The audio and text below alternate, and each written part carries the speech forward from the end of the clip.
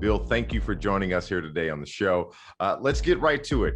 Born in the area, you know how rich the talent pool is in this market, in every sport, in every degree, including the fact that you went to the one DeMatha High School.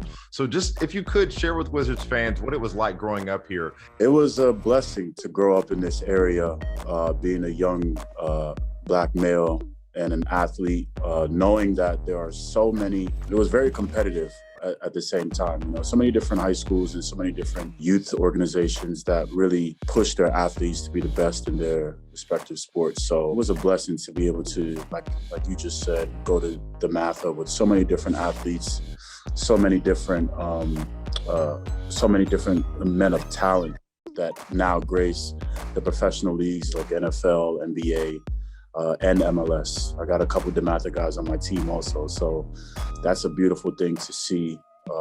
And it was competitive, but it challenged me and it got us to where we are now. NBC Sports Washington is now going to be carrying DC United games on our network, and we could not be more excited about that. But what should DC sports fans know about DC United as we head into this season? This is a team that's in a big change right now. There's a change of culture. There's a change of identity. The coaching staff, the head coach, and the team.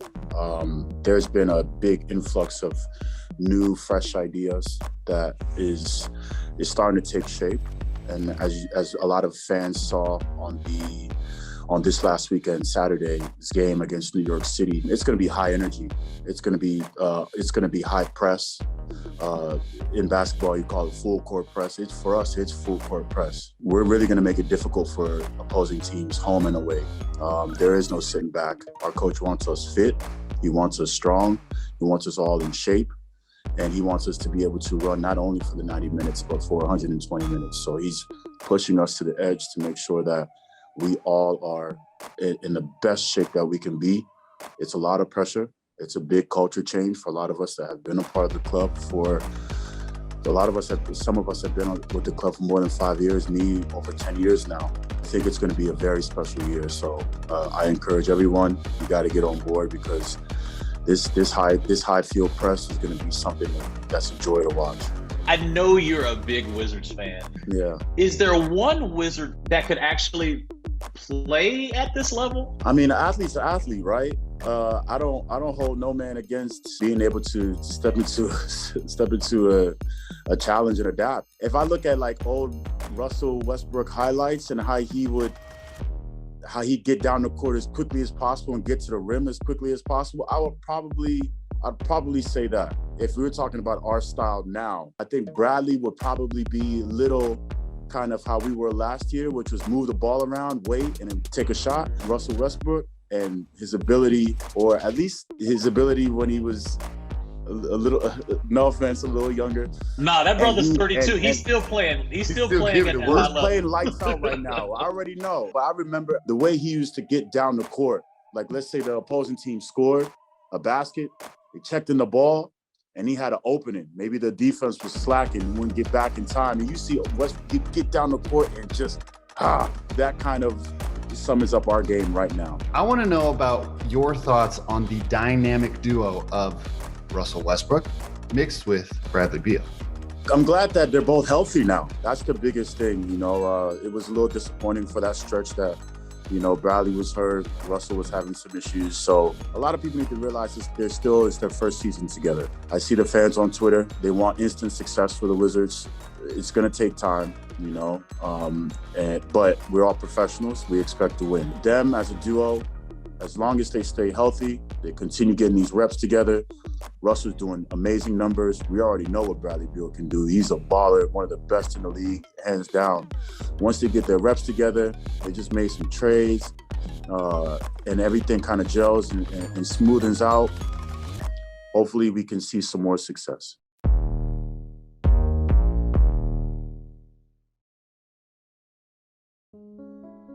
I want to share with people who probably weren't with us this summer, where you were a part of our Race in America roundtable, and you talked about the alliance that you formed with your partners in MLS. And I just want to kind of give you the floor right now to kind of just give us an update on some of the things that you have got going and some of the other partnerships you were able to build upon. Us, the Black Players for Change, it's been a great ride so far.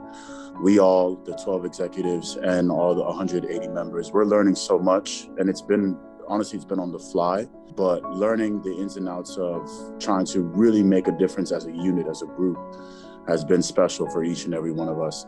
And we've been lucky enough to create so many partnerships with different organizations in the soccer world that are doing so much good in the inner cities and communities.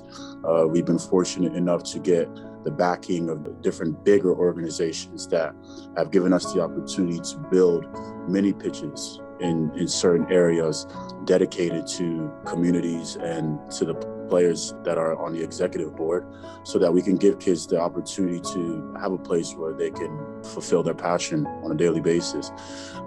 And, you know, in connection with the NBA Players Association, the NFL Players Association, WNBA, we've created so many different connections that I think is going to help us build even more and go even further as we continue our weekly talks. We continue talking to Major League Soccer and partnering with them to fulfill our mission off the field and MLS's mission off the field. Like I said, it's a beautiful thing to have all these young Black men come together and work together to make a real change. Some of us on the executive board no longer even playing, but still want to be a part of this whole process and want to take the BPC back to their own respective communities and start to really lay the groundwork down for something special. I think it's just one of the most beautiful things I've ever been a part of in my life. And I wave that flag wherever I go.